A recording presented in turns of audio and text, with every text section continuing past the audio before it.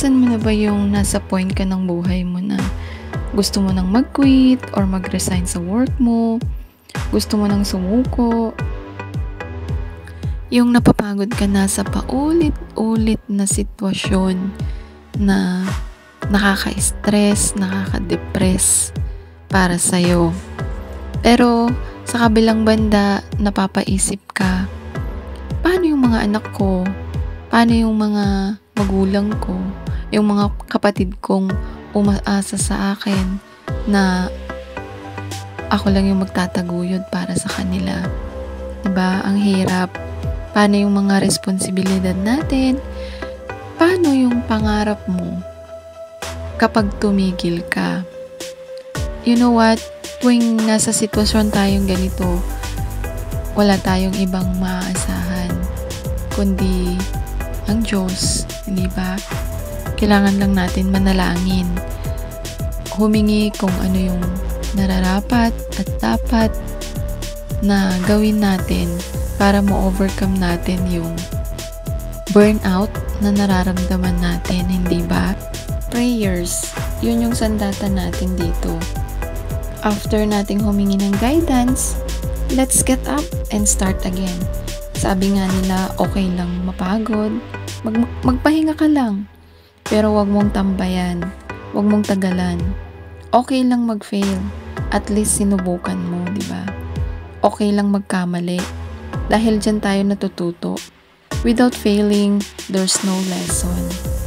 Ang tunay na lesson ng buhay ay puno ng pagsubok, kapighatian, at hindi madali. Pero kapag tinanggap mo ito in positive way, na hindi ka habang buhay nasa sitwasyon mong mahirap ngayon, congrats! Dahil you are moving forward. Sa umpisa lang talaga mahirap. Tulad ng bago ka man monetize sa YouTube, di ba?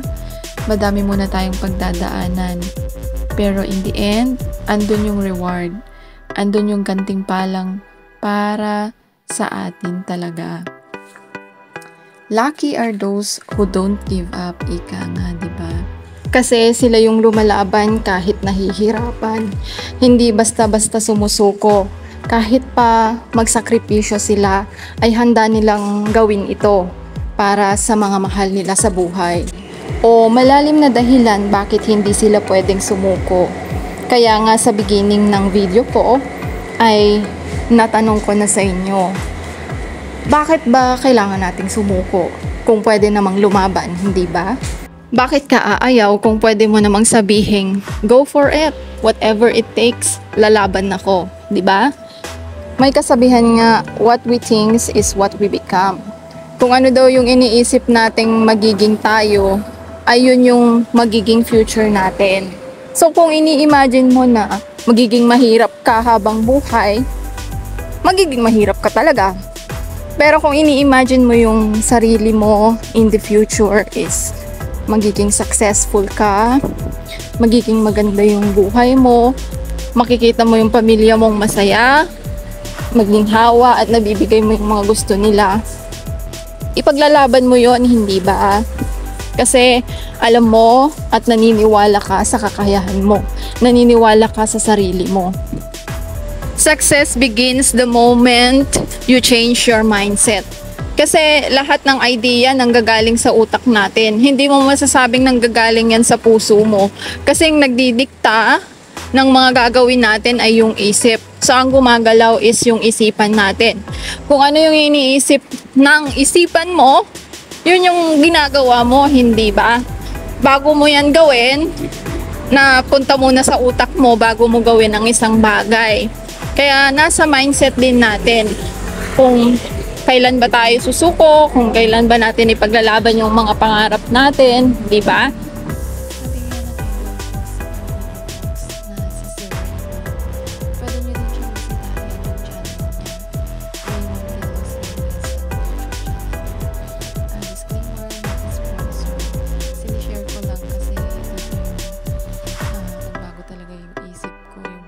Sa buhay dahil sa mga videos niya. Ayan. Sabi dun sa napanood kong podcast, kung nasan ka ngayon, ay bunga yan ng desisyon mo noon.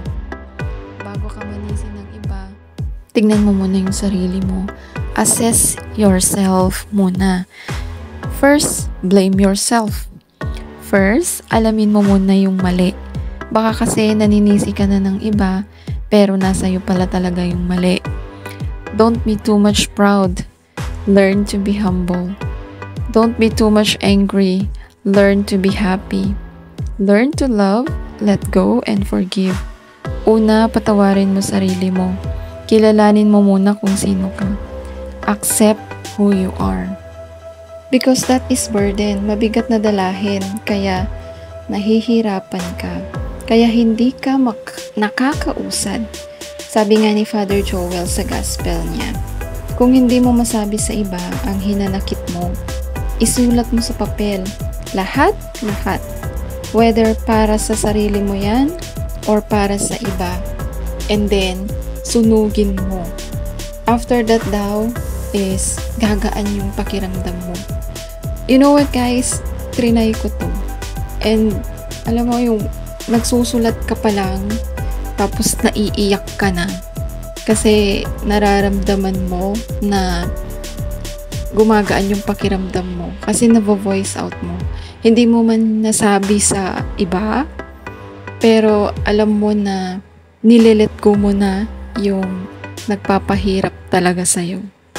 Kung ano yung sa palagay mo na nakakapagpagaan sa pakiramdam mo, gawin mo. Kung sa palagay mo nakakagaan sa pakiramdam mo yung isigaw mo, sigaw mo yan.